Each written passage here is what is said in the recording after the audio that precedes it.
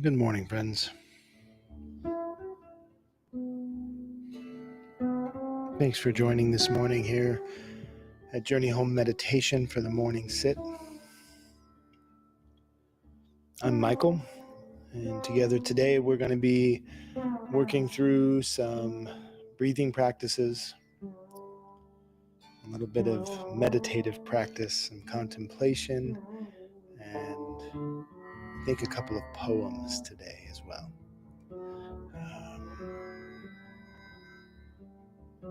So thanks for taking the time out of your day to find a little stillness, a little silence, to catch your breath and to be together just for a few moments.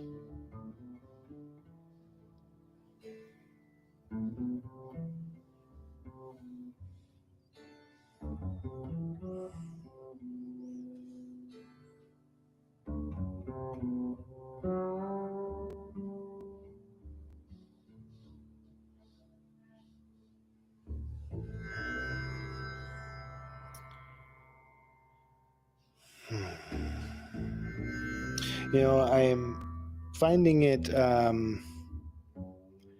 there's this adjustment period of coming back to a shared practice.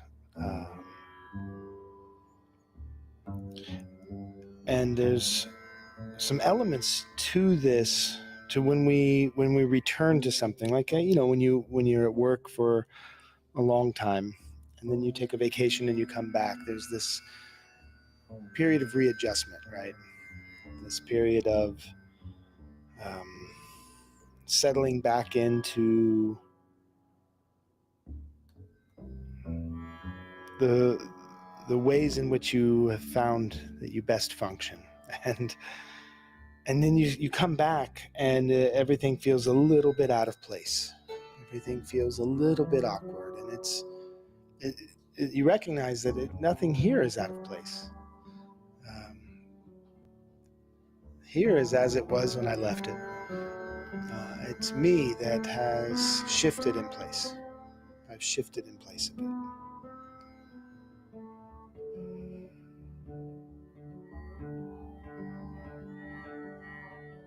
And the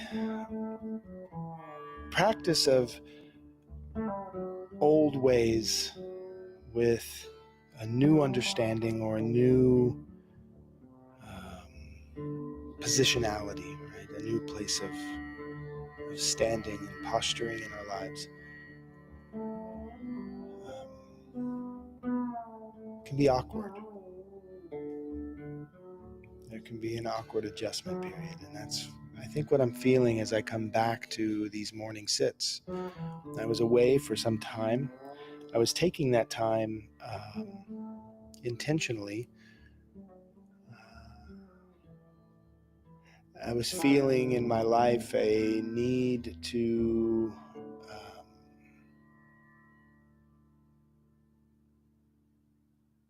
have some closedness. I was being asked to close down just a bit, take a little hiatus. And in that interim, in that period of being a little more closed, I have a practice of each day I try to practice openness. I try to practice holding myself open. And the work that I do here at Journey Home, sitting with people, sometimes in their most vulnerable or exposed states, openness feels like an obligation or a way to meet people where they are. When they come in to me and they are fully open, their heart torn open, I feel that my openness is a requirement to speak the language. For myself, I don't feel like I'm being obligated by anyone else, but for myself, I practice that openness so that I can share that space, and it's beautiful. It creates beautiful moments. And I was told once that our life is made of years and months and weeks and days. And days are made of hours and minutes and seconds. And each of those, there are moments. So it's all a sum of moments. And so as many of these moments as that we can bring our awareness and bring our openness, holding ourselves open in a healthy way, I think accumulates into a life well lived. I think that's what all of us are really seeking, is a life well lived. But oftentimes,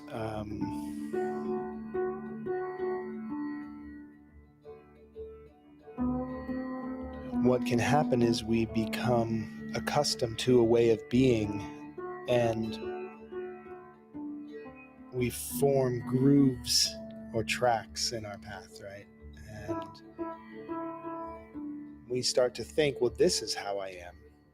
I'm not like this.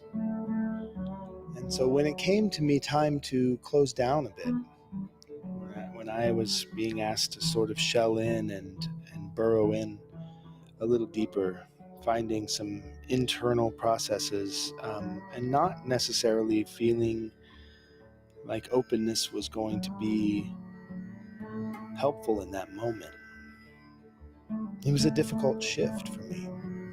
It was difficult for me to close down. I started having all sorts of imposter syndrome and doubting myself, and that led to formulating beliefs about myself, or chastising and judging, and all of these things that had to happen as a necessary part of the process of transformation. And so here I am now. I'm back, and coming back in to these old practices. And I don't mean old as a pejorative. I mean these ways that have been happening for some time. I'm coming in more fresh, with some new perspective on what my needs are, where my boundaries are, and I'm happy to be here. I'm really happy to be here.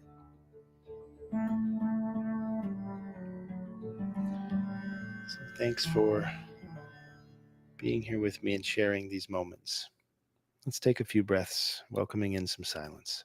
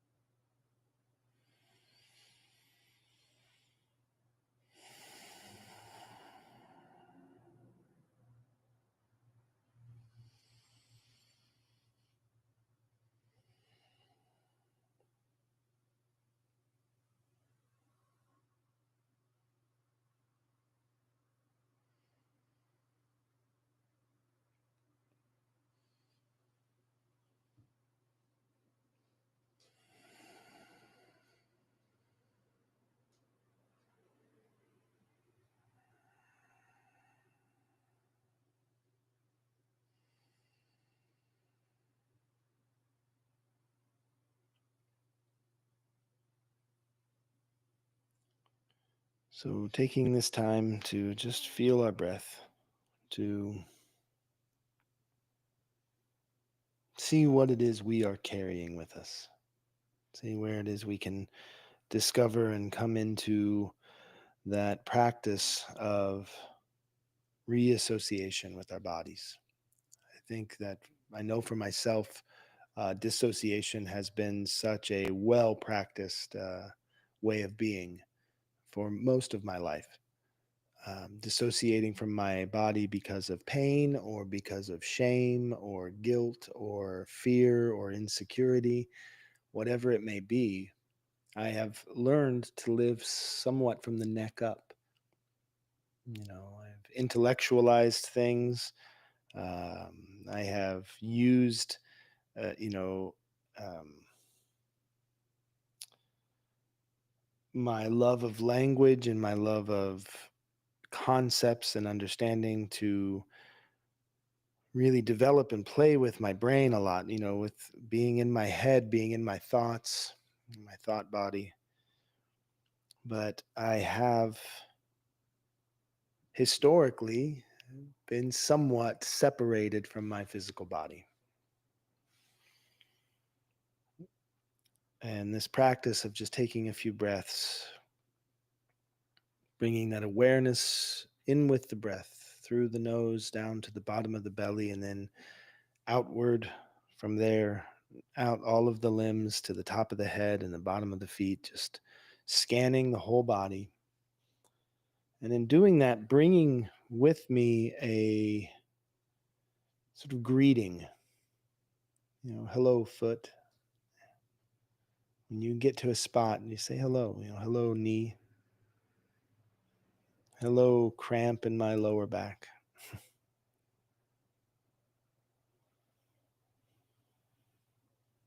Hello, tightness in my chest. Hello, unwillingness to release.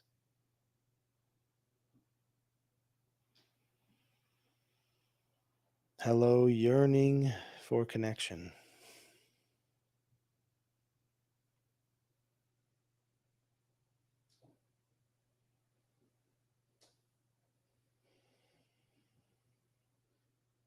Hello, warmness in the room, and hello, the cool breeze on the inside of my palms.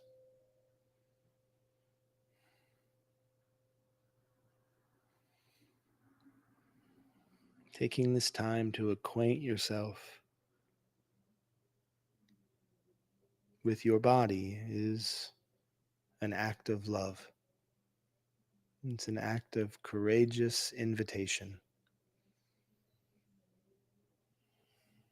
And it's a kindness. And if we expect to live in a kinder world, we had better start with ourselves, or we're missing a vital, vital piece to this puzzle. So let's spend those few moments just saying hello to those parts of our body we can meet on this path.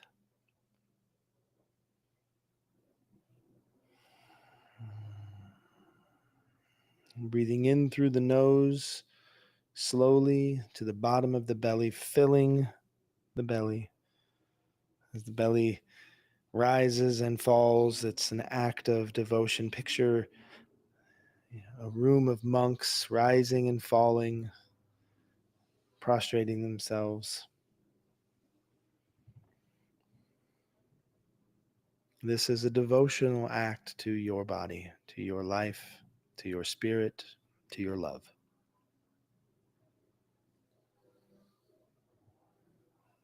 Breathing in.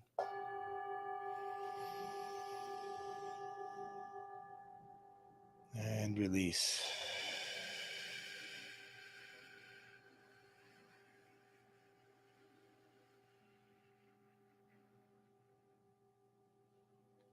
Breathing in.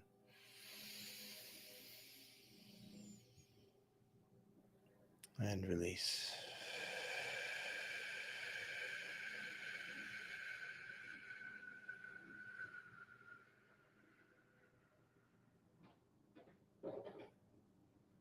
Breathing in. and release.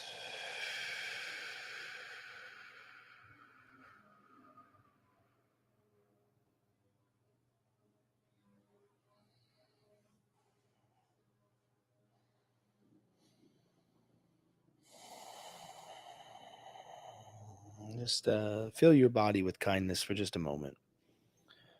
Just use your imagination if you have to, use your thoughts if you have to, use whatever you have to use.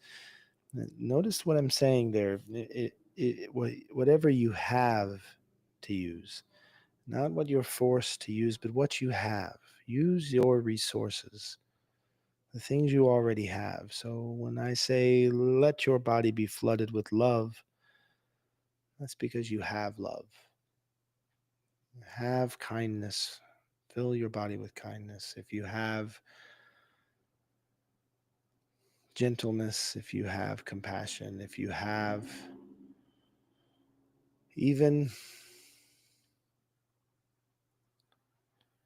the things that you think you might not have.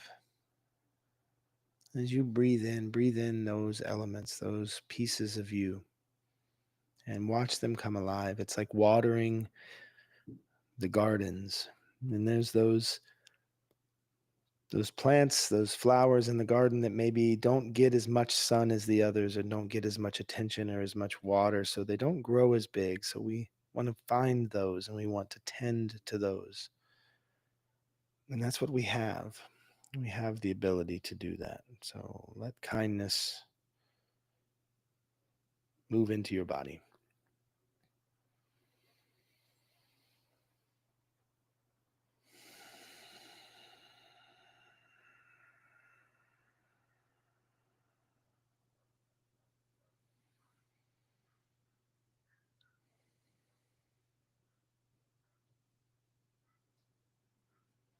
When we think about kindness, I think about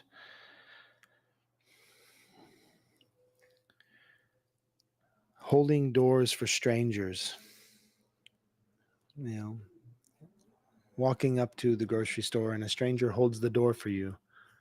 Um, what's occurring in that moment may just seem, you know, like a bit of nothing, just a small gesture in your day. It's not a big deal, move on. But what it really means is I see you.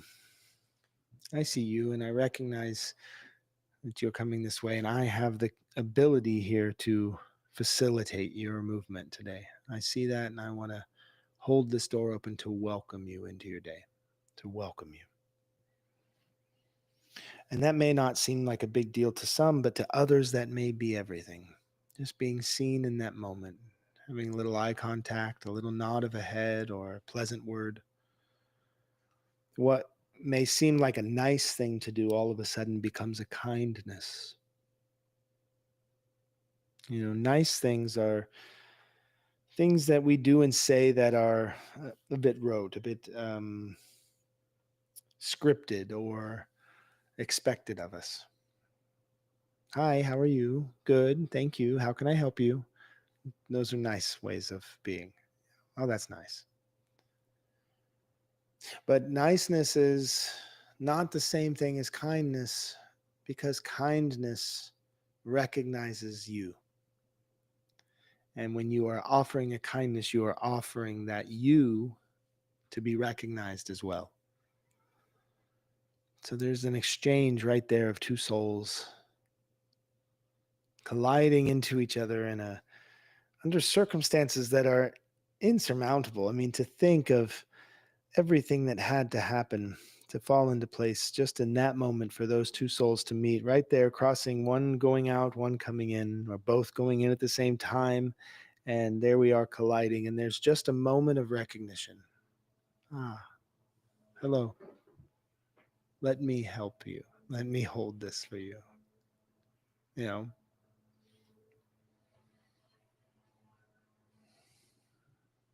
and I think that we oftentimes have a difficult time recognizing that as a kindness, feeling that kindness has happened to us when we are in a world of pain or of suffering, thinking about all of the things that make us feel hurt or sad or alone or othered or rejected or abandoned, we can forget that those things happen in our day, and we can start to see the world in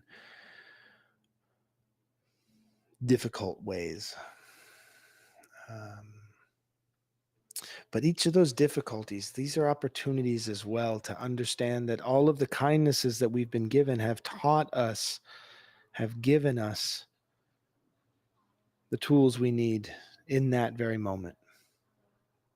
So when you're sitting with somebody who is really suffering, really struggling, really having a difficult time, and they're just pouring that into you, they're just pouring all of that frustration, all of that anger, all of the conspiracy, all of the fear, all of the rejection, all of the insecurity, and it's just shooting at you. And sometimes it seems like it's directed at you, like it's all about you. Well, it's not.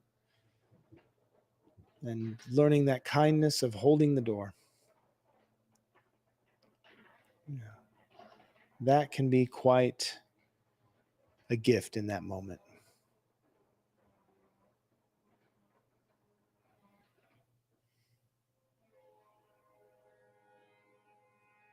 That can be exactly what's needed for yourself or for the person that you're sitting with. I know that when I was on a trip recently, I was in Ohio, a place of my birth and a place of a lot of my pain, a lot of my suffering, a lot of my joys, a lot of all of my formative self, the years of being a child, being cared for in the ways that you're cared for, and being neglected in the ways that you're neglected. All of that lived there. So I go back and I tend to my father.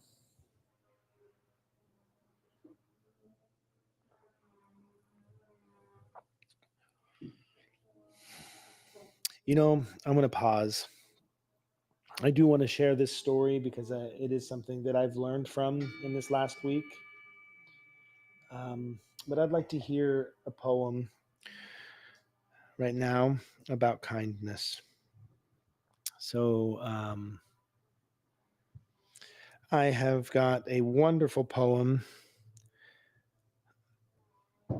from a recording by Daniel Austin Sperry. Daniel Austin Sperry is a poet, cellist, artist, a public producer of kindness, coming out of Ashland, Oregon. And he produced an album called When Your Life Becomes Poetry. And I found this on Bandcamp, but you can check out, I believe it's Daniel Austin Sperry. That's SPERRY. .com, and you can find, or if you just Google Daniel Austin Sperry, you'll find your way around. And you can download this album as well. Making purchases on Bandcamp is really great. It helps support the artists. And this album is a collection of poems by other poets that Daniel reads set to music that he creates. And he has a wonderful version of Kindness by Naomi Shihab Nye. Naomi Shihab Nye is a Palestinian American poet who is very, very awarded in this country for their poems, ranging from children's books to some of the most in-depth processing of grief and sorrow for anyone. So she's a wonderful poet, and he's done a great job with this poem. So I would like to take just a moment to hear this poem. And then I will share some of those contemplations.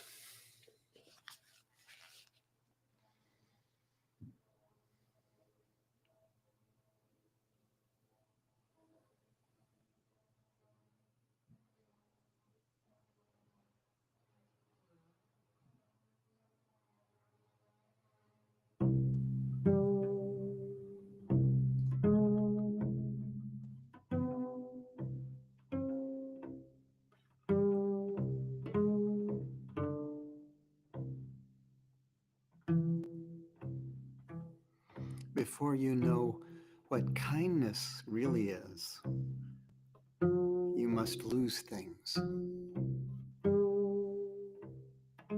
Feel the future dissolve in a moment like salt in a weakened broth. What you held in your hand, what you counted and carefully saved, all this must go. So you know how desolate the landscape can be between the regions of kindness. How you ride and ride, thinking the bus will never stop. The passengers eating maize and chicken will stare out the window forever.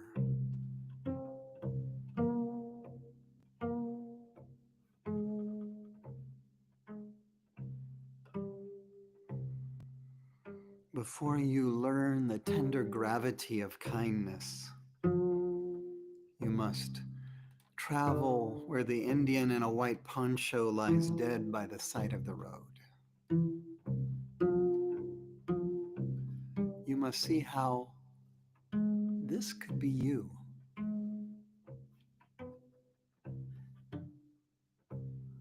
How he too was someone who journeyed through the night with plans and the simple breath that kept him alive.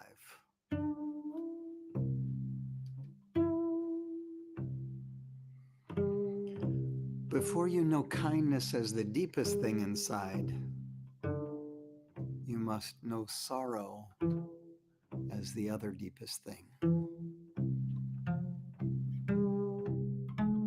You must wake up with sorrow.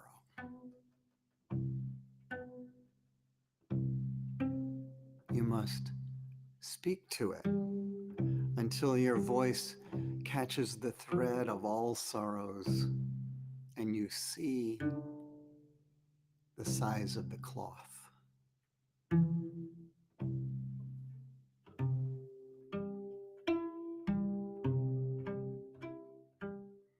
Then it is only kindness that makes sense anymore.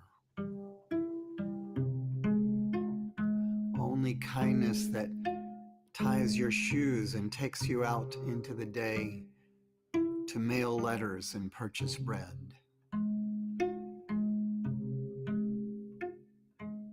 Only kindness that raises its head from the crowd of the world to say, "It is I you have been looking for," and then goes with you everywhere, like a shadow or a friend.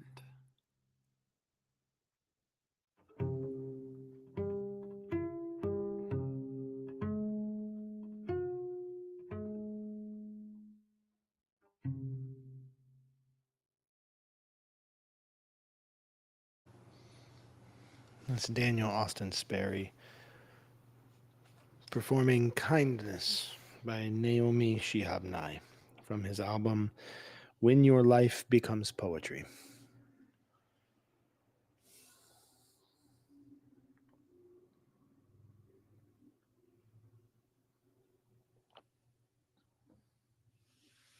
So yeah, I was back in the place where I grew up, helping tend to my father, and um,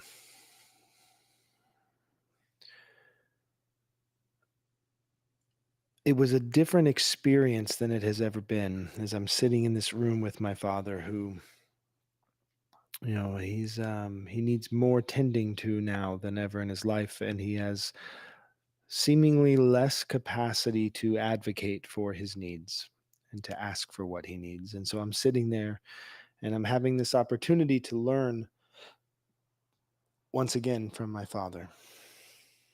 But what I'm being taught once again from my father is, you don't have to do this. You know, So many lessons that I had in my life from my father, turns out, were lessons of you don't have to do this. Many of them I did not listen to, some I did. But I'm sitting there, and there's a moment that occurred when my father asked for a haircut. And he hadn't uh, he hadn't been bathing well. He's in an assisted living facility, and they will help him, they will assist him in anything that he needs, but they will not force him to do things that he doesn't ask to do. And so if he doesn't request assistance with bathing, then they won't offer assistance. And so he hadn't been properly bathing for quite some time, maybe about 2 months. And so I needed to tenderly handle that situation with my father, as to not shame him or embarrass him, but to help him to be clean and to do these things. So I'm bathing my father with towels and soapy warm water, and I'm washing his scalp and his shoulders and his arms, and then I'm helping to shave his face and his neck, and then cut his hair. And as I'm doing these things, I'm sitting in this room and recognizing in this moment that the kindness that's being performed here is on both of our parts. He is being kind to allow me to assist him, and I am being kind in helping this man meet his needs. And that kindness is an invitation. So I'm sitting there, and all of a sudden, I'm starting to experience me and this man and our history of 46 years on this planet, and all of the ways that I've been here for 46 years in his care and in his negligence, and all of these ways we've related to one another. And here I am, I'm standing over him, and I'm bathing him and cutting his hair. And in that invitation, there's 7-year-old me, and then 34-year-old him, and we're playing catch in the yard. He's throwing pop flies, and I'm glaring into the sun, hoping that I don't miss the ball and it smashes out the last of my front teeth or anything like that. And and then there's 12-year-old me, and there's him, almost 40, drunk, being driven home from the bar by me. There's all these ages and all these ways we relate to each other, and we're all in the room there together. There's the 23-year-old me, 24-year-old me, getting married, and him not being there. That his absence is present in the room. Um, there's all these things, these ways of relating to each other. And I start to think about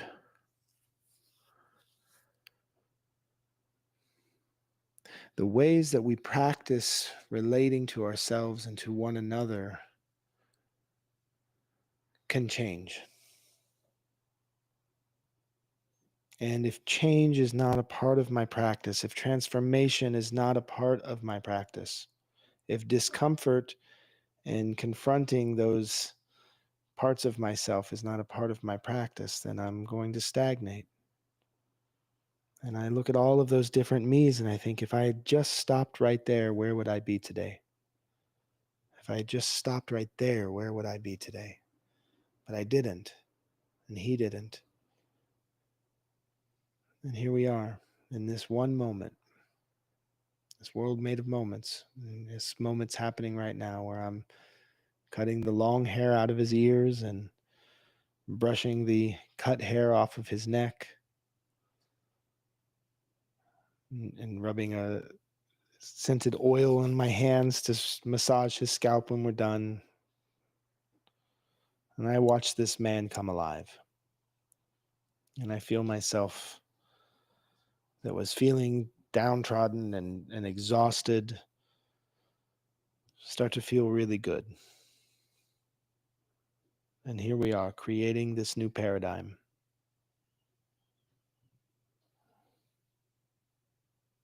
And I think that's relevant to this practice for me today because as I sit down and I set up the camera and I set up the microphone and things just feel a little awkward, I can remember it's not anything in this room that's different. It's you. And that's okay. That's a good thing. But you'll find it.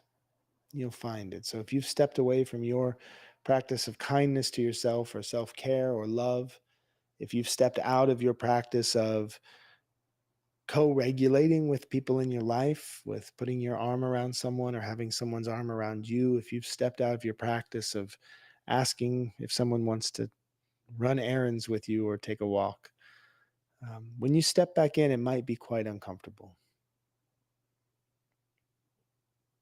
And that discomfort, that's really good, because that discomfort means that there's about to be an entirely new way that you can relate to you and to them, and an entirely new moment will be created in a lifetime of moments.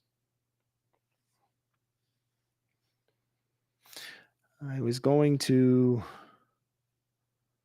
pick up bell hooks today, but I think I'm going to leave it with that. I'm going to leave it with that.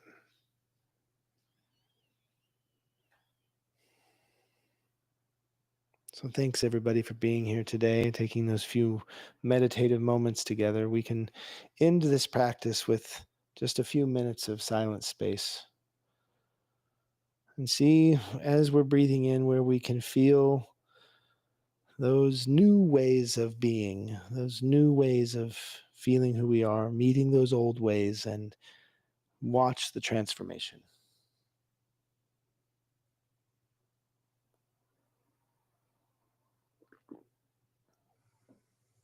We are here to bear witness.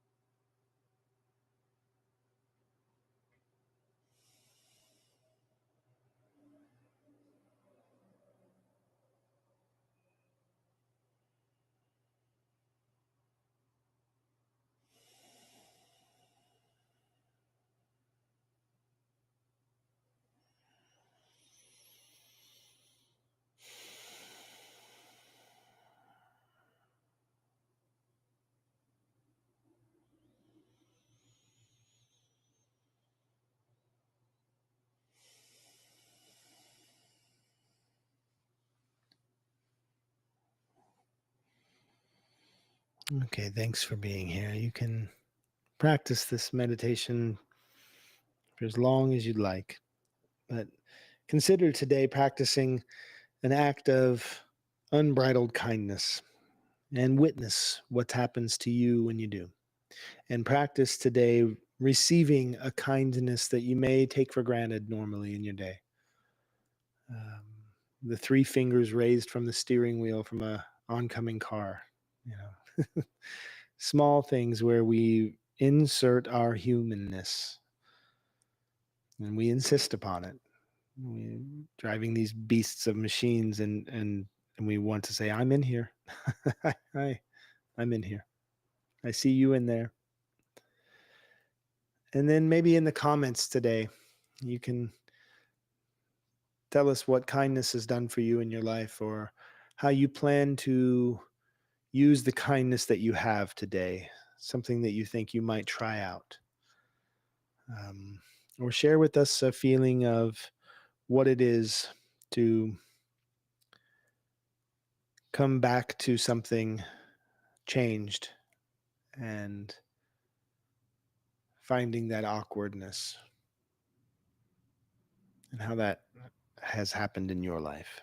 But utilize these opportunities to connect with one another and share your story, please, in the comments. I would really like that. Thank you very much for being here.